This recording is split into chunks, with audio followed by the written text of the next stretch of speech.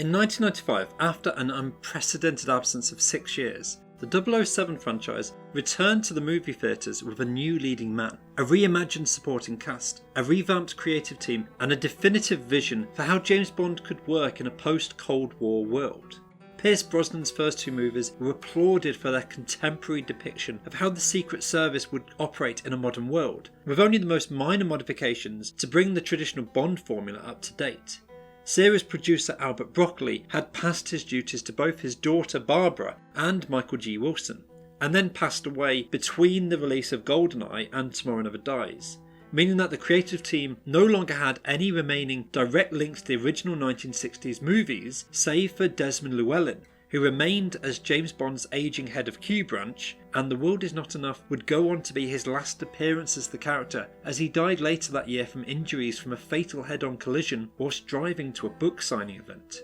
The concept for this third film comes from 2 origin points. The first was the fascination that the producers had for the potential political struggle for control of the untapped oil reserves beneath the Caspian Sea. This was an age where the world was just beginning to become aware of the fact that fossil fuels were not an infinite resource, but still hopeful of new discoveries that could replenish their supplies. Pipelines would become more valuable than the oil itself, and easy targets for malicious agents to use as ransom in a post-Soviet world. The second inception came from the new writing team Neil Purvis and Robert Wade, who would become mainstays in the franchise throughout Daniel Craig's tenure, who wanted to play around with a female villain. Barbara was especially excited by the framing of this, with the idea of playing with the Bond formula expectations. The villain Elektra could be presented as Bond thinking he'd found another Tracy, his dead wife from previous movies in the franchise, but instead be revealed that she was actually another Blofeld. It appears that there was an honest intention from the creative team to do right by the leading lady of the movie. There was a certain connotation to what had become colloquially known as Bond girls.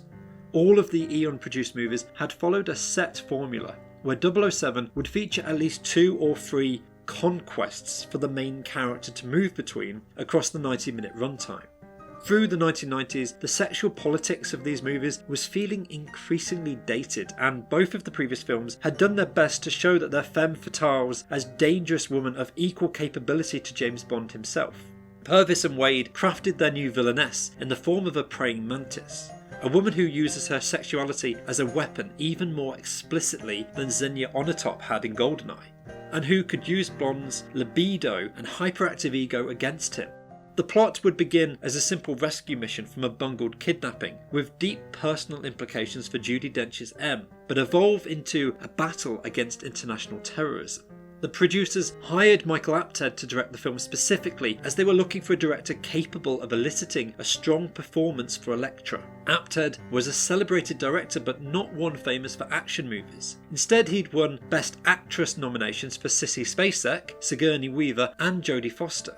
Apted's wife, Dana Stevens, a scriptwriter herself, did a pass through the script, providing an uncredited rewrite to strengthen the female characters' roles.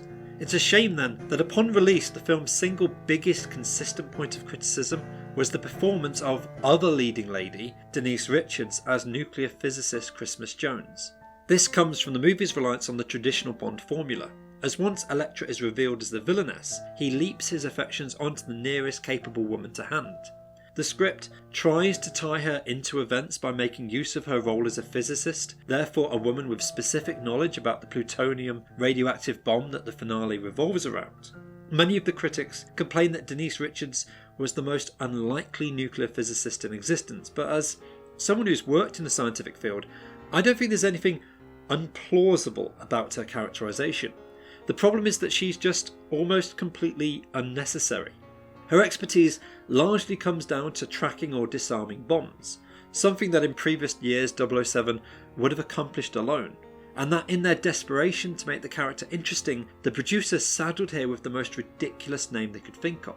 Dr. Christmas Jones could not have been christened for any other reason than to provide pun potential, such as the concept of James unwrapping his present at the end of the movie. Now, Bond as a franchise has had female characters with punished names before, but usually at least that character has been depicted as a strong woman who evolves beyond that name, whereas Denise Richards' role in this script never gave her an opportunity to even try, and she doesn't bother. All of the Brosnan Bond movies have suffered from a duality between the increased grittiness that they wish to convey and the need to nod and wink with puns around every corner. Puns themselves are never the problem. The 007 movies have thrived on their light touch and occasional humour, but often, rewatching The World Is Not Enough, they seem particularly out of place, scattered liberally through a fairly traumatising story. And Denise Richards' character is let down by its naked existence as a role that only exists in serving that traditional Bond formula. However, there's a lot to love in this movie. The opening segments are the best 10-minute showcase for the City of London imaginable outside of the 2012 Olympic opening ceremony. Vic Armstrong's direction of the action sequences are spectacular throughout the movie. Few set pieces surpass the opening boat chase down the Thames, which zips along starting with an explosion at MI6 headquarters and ends at the newly constructed Millennium Dome, something which was a new and unnatural sight on the London skyline at the time when the movie began production.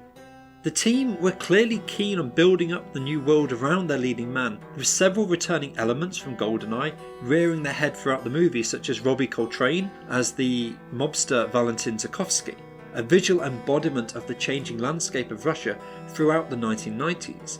However, the most interesting is the increased involvement of Judi Dench's M into the main plot, as the story becomes increasingly centred around her personal involvement in past cases, a theme that would be returned to in even greater depth in the Craig film Skyfall. The camera, however, is more interested in Brosnan and in increasingly elaborate set pieces, the action, the gunfire and the explosions that populate every spare minute of screen time. Michael Aptew's directorial flair is well explored in the brief moments he has to focus on the core story. The way sins of the past continue to haunt M and Elektra leading up to the moment of betrayal are well conveyed, but once she reveals herself, this aborted love story pretense is dropped and the movie descends into all-out action for the final third. Besides the intimidating performance of Sophia Marceau as Elektra, the film features an early performance from Robert Carlyle as the terrorist Renard.